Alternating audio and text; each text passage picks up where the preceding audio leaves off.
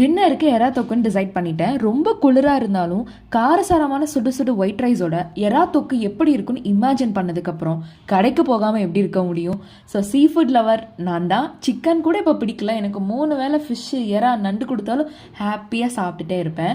சீக்குள்ளே இருக்கிற இந்த சிங்கி எறா தோடு முறை இதெல்லாம் பார்த்துட்டு மைண்டை பேசாமல் கோஸ்ட் சைட் ஜாப்க்கு ஓடிரும் அப்படின்லாம் தோணிருக்கு பல நாள். எனிவே இங்கே இருக்கிற என்னோட சிம்பிள் சூப்பர் எறா தொக்கு ரெசிபி எப்படி பண்ணுறதுன்னு பார்க்கலாம். ஃபர்ஸ்ட் நல்லெண்ணெய், கடுகு, கரி லீவ்ஸ், சின்ன வெங்காயம், தக்காளி, ஜிஞ்சர் கார்லிக் பேஸ்ட் இதெல்லாம் போட்டு நல்லா நீங்க சாட்டே பண்ணிக்கோங்க. இது கொஞ்சம் தண்ணி விட்டு மிக்ஸ் பண்ணிக்கோங்க. மசாலாஸ்க்கு டர்மரிக் பவுடர், சில்லி பவுடர், அவ்வளோதான். இது எல்லாமே நல்லா கொதிக்கும் போது எண்ணெய் கொஞ்சம் பிரிஞ்சு வந்தோடனே நம்ம எறா போட்டுடலாம். கரெக்டாக 7 மினிட்ஸ்ல ஸ்டவ் ஆஃப் பண்ணிடுங்க.